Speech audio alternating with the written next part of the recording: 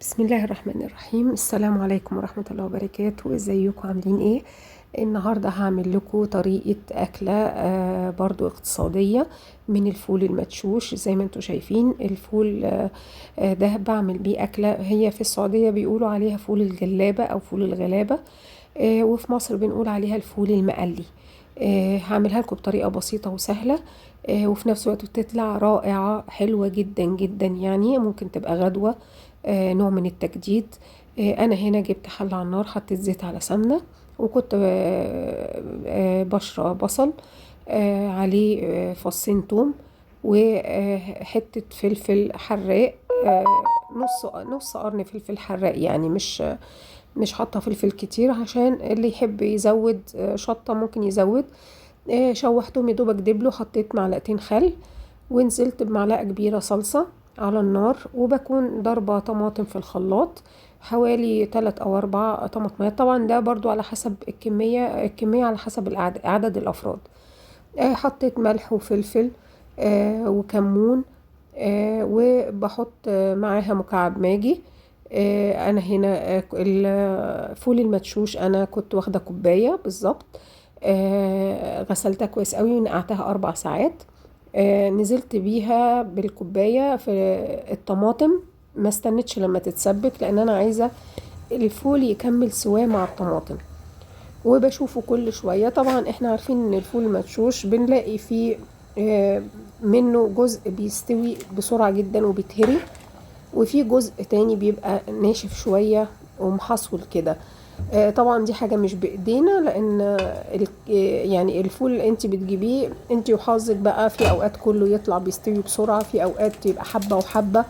أنا هنا هو بزود مكعب ماجي. طبعا دي اختياري، بس أنا بحس إنها بتدي طعم حلو قوي. وبقلب وبشوف، وكل ما بحتاج. طبعا الفول عندي بينفش جامد قوي، يعني الكوبايه دي ممكن تاكل اسره من 5 أو 6 انفار، 6 افراد يعني. انا ممكن قوي لو حسيت ان السوائل نقصت وان الفول لسه ما استواش، بزود من الكتل ميه سخنه مغليه.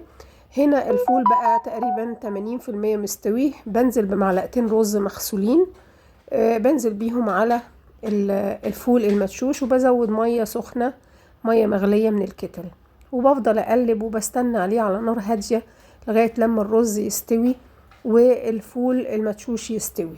طبعا المفروض ان انا بيتاكل هو كده، بس انا الحقيقه علشان الفول المدشوش زي ما بقولت لكم كده بيبقى فيه حبه وحبه. يعني في بعض الفول بيستوي ويتهري وخلاص بيدوب، وفي بعض الفول بيبقى محصول شوية او يعني ناشف شوية. فانا عايزة كله يبقى سوا واحد. فبعمل ايه؟ بنقله في الخلاط. الخلاط ده مطرح ما ضربت الطماطم، ما غسلتوش، لان بيبقى فيه بواقي طماطم، بس يعني بقوم حطاه عليها وبضربه في الخلاط زي ما احنا شايفين كده. بقت عاملة زي المعجون الناعم. ببتدي بجيب تقلية زي تقلية الملوخية بالظبط، توم وكزبرة وزيت على سمنة، وببتدي اقلب. بحط جزء منها في الحلة على الفول كله، وجزء تاني ممكن اسيبه للتزيين على الوش. زي ما احنا شايفين هنا انا غرفت الفول بعد ما يعني حطيت جزء من التقلية جوه الفول نفسه، والباقي زوقت بالوش. وفي جزء تاني ممكن احطه زي ما هو كده من غير التقلية اللي على الوش، لو حد ما بيحبش تقلية كتير.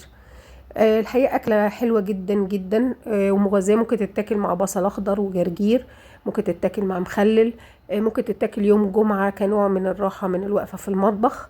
الفول المدشوش أو زي ما احنا شايفين ده كان مغسول ومنقوع.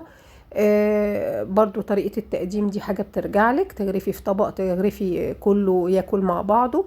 أكلة حلوة وخفيفة وسهلة، هتعجبك وإن شاء الله تنول إعجابكم كلكم. يا ريت بقى تدعموني بلايك. انا مش لاقي حد بيعمل لايك خالص يا جماعة. انا عايزة فيديوهاتي تتشاف، شجعوني عشان استمر. واللي اول مرة يشوفوا القناة يا ريت يعمل لي سبسكرايب ويفعل الجرس لو يحب يشوف بقية فيديوهاتي. ويا رب اكون عند حسن ظنكم، واكلاتي تكون خفيفة على قلبكم وتعجبكم وتكون اقتصادية مش مكلفة. والسلام عليكم ورحمة الله وبركاته.